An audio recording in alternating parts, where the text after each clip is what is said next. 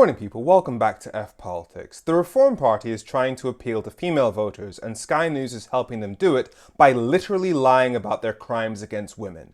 I wish I was making this up, because this is how Sky News reported Reform UK's new campaign to attract more women to the party. They secured their first woman MP and female mayor, and released this video. I'm a mother, and a mother's instinct is to protect her family, and I feel I have the same instinct to protect my country. Now for starters, repackaging nationalism as maternal protectiveness, like, you get what we're about, protecting the borders same as you protect your kids. It's a clever move. You've managed to combine traditional gender roles with hostility against asylum seekers. Not bad. But given that the Reform Party was originally created as the Brexit Party, and right to the very top, even Nigel Farage has admitted that Brexit has damaged the UK, is we haven't actually benefited from Brexit economically. And everything from financial services to fisheries is probably more difficult now than it was. Anyone who was truly feeling maternal about the UK would run a mile from the Reform Party. Andrea Jenkins and Sarah Pochin were promoted by the party and won top jobs at the locals, helping to lure in new recruits. So they put women in senior roles in order to appeal to women?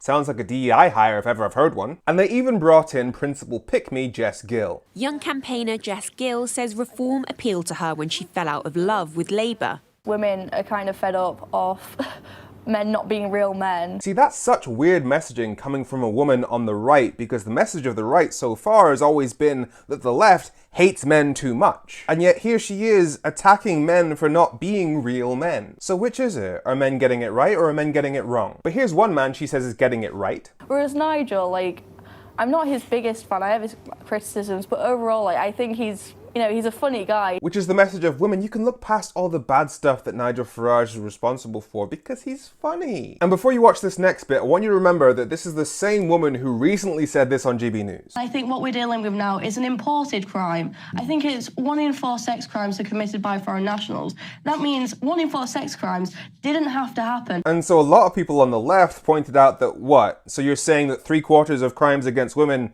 did have to happen? Are we just going to overlook the 75% of crimes against women committed by native Brits? And so many people accused her of basically saying, we're okay with rapists as long as they're white. And today on Sky News, she's saying, he's hard not to like. He gives the same vibes as Trump in a way. Trump, the man who a court in New York found to have raped a woman. And you are praising Nigel Farage because he literally has rapist vibes. These people are incredible. Reform now have their first woman MP, Sarah Pochin. She used her first question in Parliament to ask this. Ban the burqa. The whole thing is misogynistic. Muslim women have chosen to wear that. Some. Saying that you're standing up against misogyny when not only has one of your MPs been convicted of repeatedly kicking his girlfriend and gone to jail for it, and the leader of your party is friends with Andrew Tate, who calls himself a misogynist, is wild. And I'm not saying that you can't discuss whether there's inherent patriarchy and sexism in women not showing their faces in certain communities, but you don't get to lead those discussions if you're upholding the widespread sexism that exists across Western society, because it comes off as not really caring about women,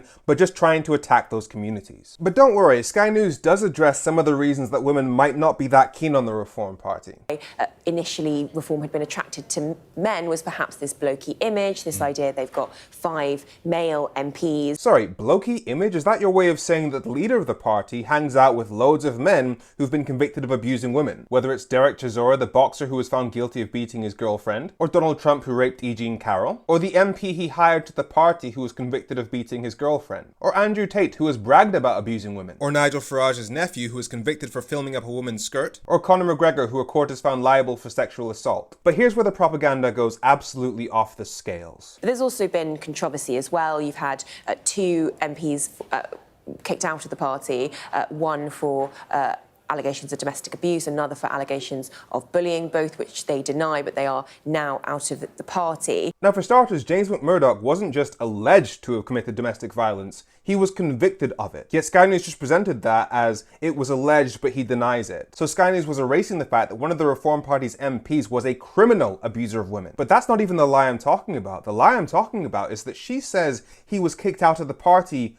for the allegations of domestic abuse. But James McMurdock's conviction for beating his girlfriend was made public almost a year ago, but he stayed in the party until last week. He only left the party because of allegations of business fraud over COVID loans. So this is a party that cares more about allegations of business fraud than actual convictions for beating a woman. You would think that would be relevant in a segment about whether or not women should be voting for the Reform Party, but they somehow missed that out. And do you know how I know that Sky News knows that the Reform Party did not fire James McMurdock for the convictions of domestic violence, despite what Sarina Barker-Singh just said? It's because Sarina Barker-Singh herself was the person who did this interview. So you said you're going to put in place the most vigorous vetting system in place now. Do you think James McMurdock would not go through this new vetting system? You can have your fun at Sky News. We've got 100,000 members. I've got 1 million followers on TikTok. Dame Andrea Jenkins has just joined us. She's our candidate for Greater Lincolnshire. You've had your fun. I'm off for lunch. Thank you. So Sarina Barker-Singh is saying today that the Reform Party fired James McMurdock